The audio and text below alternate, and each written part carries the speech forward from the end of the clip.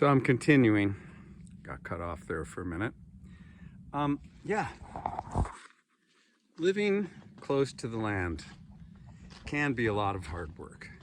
As I was mentioning, all this wood here needs to turn in split wood so that people can use it in their wood stoves or fireplaces. It is a lot of work. And so the dad's children had two sons and daughters. They'd been like, nah, we're going to choose something simpler to do. Because he would work all the time in a certain way. He loved it. It was like being in union with the land and the earth. And he loved that. And so it didn't deter him from continuing to do it all those days. Enjoying watching everything grow,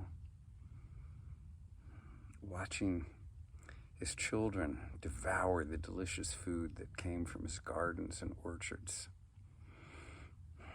Now he knew he was coming to a time, he just felt it inside, that he was going to pass. His days were numbered. And so that is why he brought his children together, to talk to them about the importance of working together. What was he going to do? He had this rather significant piece of property. Was he just going to give it away? No, he was going to give it to his children. And he knew that if they worked together to take care of that place, all would be well.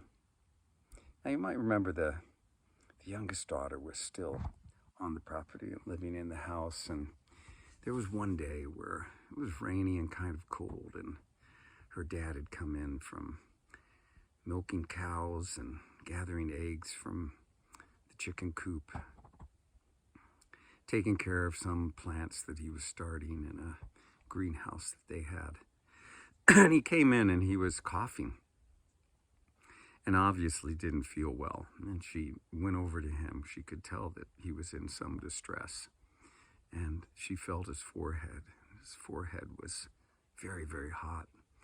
And so she brought him into his bedroom and had him lay down and made sure that the fireplace was burning brightly and that the cook stove had plenty of wood in it to keep the house warm. And she made a delicious brothy soup for him. And he sat up and sipped on it, but he was to the point where it's like his hunger wasn't there even.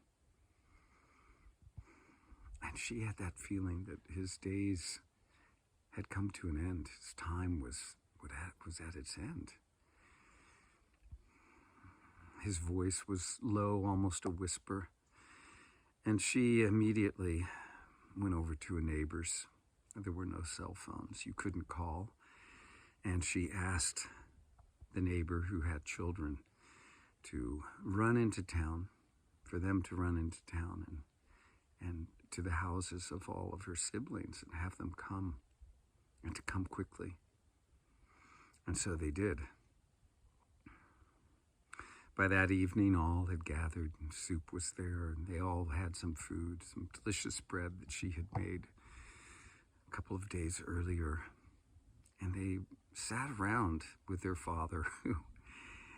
He was smiling and in good spirits and remembering things and remembering stories. And then he turned to them and he said, with all seriousness, he said, I've left you something.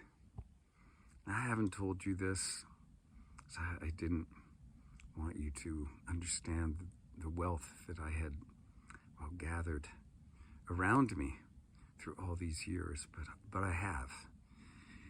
And he said, I've buried this treasure out on the property. The problem is, at this point, I don't even remember where I put it. But I know it's there. It's not very deep. He said it's only about a foot deep. And maybe it's some dirt has come over, but I remember it's like I didn't bury it very deeply because I didn't want to have a hard time finding it.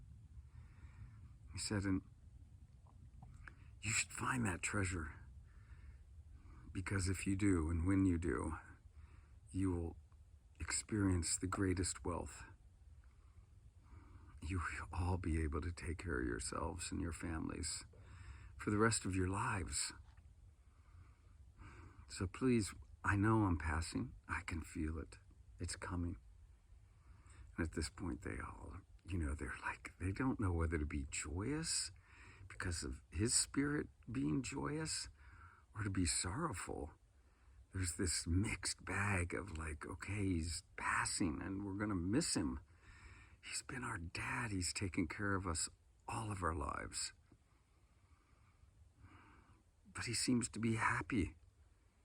And mom's not around, and maybe it's good that he goes. It's mixed with all these feelings. In the candlelight, they sat with him, holding hands. Now, partners had come as well, and were doing everything they could to be supportive, and had gathered round as well. Everyone loved this old man. He was generous, giving, smiling, happy, loving, full within himself.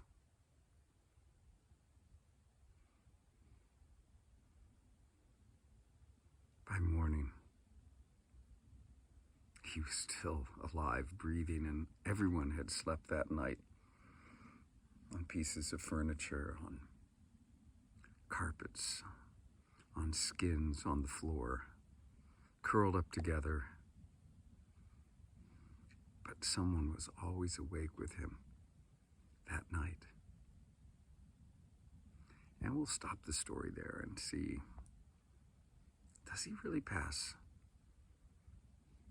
Okay. Thanks for joining. Have a good rest of your day.